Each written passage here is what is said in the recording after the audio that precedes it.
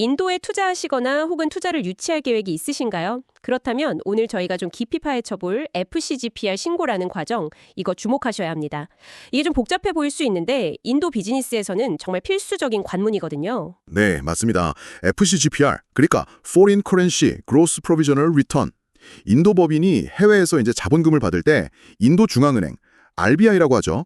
거기에 반드시 신고해야 하는 절차입니다. 아, RBI요? 네, 예전에는 이게 2단계였는데 지금은 Firms라는 온라인 포털이 있어요. 여기서 SMF, Single Master Form 하나로 통합돼서 좀 더 간편해지긴 했습니다. 간편해졌다고는 하지만 여전히 좀 어렵게 느껴지는데요. 오늘 저희가 이 FCGPR 신고 절차, 그리고 꼭 필요한 서류들, 또 그 숨막히는 기한 문제, 그리고 많은 분들이 좀 빠뜨리기 쉬운 함정들까지 관련 자료들을 좀 깊이 있게 들여다봤습니다. 네. 그래서 이 시간을 통해 여러분께서 이 전체 과정을 좀 명확하게 이해하시고 실제 진행할 때 뭘 준비하고 뭘 특히 조심해야 하는지 그 핵심 정보를 딱 짚어드리는 게 저희 목표입니다. 좋습니다. 그럼 바로 그 중요성부터 이야기해볼까요? 왜 이게 그렇게 중요할까요? 맞아요. 그냥 뭐 서류 작업 하나 아닌가 이렇게 생각할 수도 있는데 이게 생각보다 훨씬 중요하더라고요. 첫째는 이게 없으면 인도에서 합법적인 사업 운영 자체가 불가능해집니다. 네, 법정 요건이죠. 자료에서도 딱 명시되어 있더라고요. 이 신고 제대로 안 하면 인도에서 합법적으로 사업 못한다. 뭐 이런 식으로요. 그렇죠. 그리고 둘째는 바로 그 벌금, LSF, 지연 제출 수수료 때문인데요. 와, 이거 정말 액수가 상상을 초월하더라고요. 네, LSF가 정말 무섭죠. 네, 자료에 보니까 몇억 원 투자했는데 몇 달 지연되면 수천만 원 벌금이 나올 수 있다. 뭐 이렇게 되어 있던데. 투자 금액이랑 지연 기간에 따라서 정말 기하급수적으로 늘어난다고요. 맞습니다. 그 벌금 규정이 단순히 뭐 행정상 편의를 위한 게 아니에요. 그만큼 인도 정부가 외국인 투자의 투명성, 그리고 자본이 제때 들어오는 걸 관리하는 걸 얼마나 중요하게 생각하는지 보여주는 거죠. 아, 그런 의미가 있군요. 네. 그래서 여기에 문제가 생기면 단순 벌금뿐만 아니라 뭐랄까 향후 사업 확장에 대한 당국의 신뢰도에도 영향을 줄 수 있습니다. 정말 철저히 준비해야겠네요. 그래서 철저한 사전 준비가 무엇보다 중요하고요. 심지어 투자금이 들어오기 전부터 시작해야 합니다. 아, 돈이 들어오기도 전에요? 와, 그럼 뭐부터 챙겨야 할까요? 첫 단추는 역시 서류 준비입니다. 우선 FIRC, Foreign Inward Remittance Certificate이 필요해요. FIRC요? 네, 투자금을 받는 지정은행, AD뱅크라고 부르는데 거기서 발급하는 외화 송금 증명서입니다. 이게 없으면 아예 시작도 못해요. 아, 필수 서류군요. 네, 그래서 AD은행이랑 미리 절차를 확인해 두셔야 하고요. 다음은 KYC, Know Your Customer 보고서입니다. 투자자 신원 확인 서류죠. 잠깐만요. KYC 서류를요. 그걸 송금하는 해외은행에서 RBI 지정 양식에 맞춰서 준비해야 한다고요? 네, 맞습니다. 바로 그 점 때문에 시간이 지연되는 경우가 아주 많아요. 아, 보통 투자받는 쪽에서 다 챙길 것 같은데 그게 아니네요. 통해서 받아두는 게 중요합니다. 그렇군요. 또 필요한 서류가 있나요? 마지막으로 CS, 컴퍼니 세크리터리 증명서가 필요합니다. 주식 발행이 인도 회사법이랑 PMA 규정 이런 걸 다 준수했다는 전문가의 확인서인데요. 이것도 RBI의 사용자 매뉴얼에 딱 정해진 양식이 있어요. 그걸 따라야 하고요. 와, FIRC, KYC, CS 증명서. 벌써부터 서류만 해도 머리가 좀 아파오는데요. 네, 좀 그렇죠. 자, 그럼 이 서류들이 다 준비됐다고 치고 이제 진짜 신고는 어디서 어떻게 하는 건가요?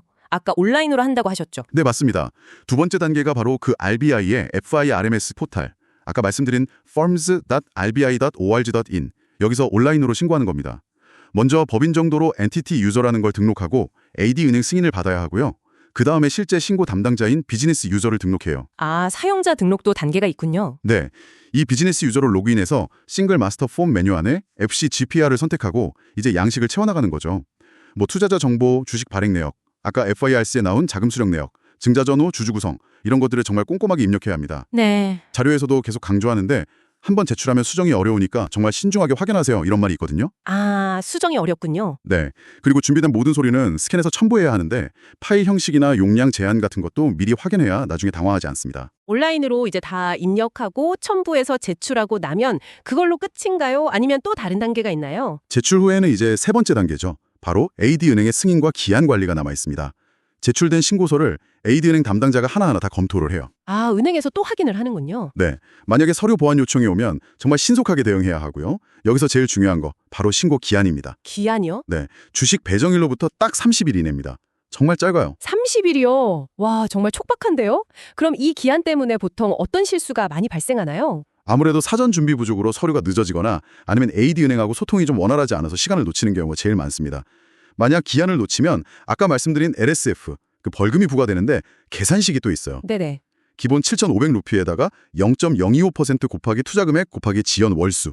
이런 식으로 계산됩니다. 와, 투자금이 크고 지연 기간이 길어지면 정말 눈덩이처럼 불어나겠네요. 그렇습니다. 금액이 정말 커질 수 있어요. 듣기만 해도 아찔합니다. 게다가 인도 회사법이나 피마 규정도 계속 바뀐다고 하니까 이걸 뭐 혼자 다 챙기기에는 거의 불가능에 가까워 보이는데요. 네, 맞아요.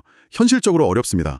그래서 현지 전문가 활용이 거의 필수적이라고 봐야 합니다. 전문가라면 구체적으로 어떤 분들을? 예를 들어 주식가치평가는 공인회계사, CA라고 하죠. 그리고 CS 증명서는 회사비서, CS가 필요하고요. 또 법률적인 검토는 당연히 변호사가 필요하고요. 그리고 자금 수령 단계부터 AD은행 담당자하고 아주 긴밀하게 소통하는 것도 중요합니다. 아, 은행과의 소통도 중요하군요. 네.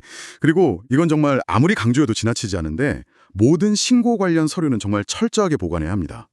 계약서, 각종 증명서, 신고 접수증, 은행 서류 이런 거 전부 다요. 네, 나중에 RBI에서 소명 자료를 요구할 때 바로바로 대응할 수 있어야 하거든요. 그렇군요. 정리해보면 이 FCGPI 신고라는 게 인도 투자의 성공을 위한 뭐랄까 필수 통과 의뢰 같은 거네요. 네, 그렇죠. 복잡하고 까다롭지만 철저하게 미리 준비하고 기한은 칼같이 지키고 또 믿을 만한 현지 전문가 도움을 받으면 충분히 관리 가능한 과제다. 이렇게 생각되네요. 정확합니다. 이 과정을 제대로 이해하고 실행하는 것이 인도에서 여러분의 비즈니스가 정말 흔들림 없이 성장하는 단단한 초석이 될 겁니다. 단순히 규제를 지킨다는 걸 넘어서 현지 시정에 대한 어떤 존중과 이해를 보여주는 첫걸음이기도 하고요. 네, 오늘 인도 FCGPI 신고에 대해서 정말 깊이 파헤쳐봤습니다. 마지막으로 여러분께 이런 질문을 한번 던져보고 싶네요. 단순히 규정 준수를 넘어서 이렇게 복잡하고 때로는 좀 예측 불가능해 보이는 인도 현지의 법규와 행정 절차를 이해하고 또 성공적으로 헤쳐나가는 그 경험 자체가 여러분의 장기적인 인도 시장 전략이나 현지 파트너와의 관계 구축 방식에 혹시 어떤 새로운 관점이나 기회를 제공할 수 있지 않을까요? 한 번쯤 곱씹어 보시는 것도 좋을 것 같습니다.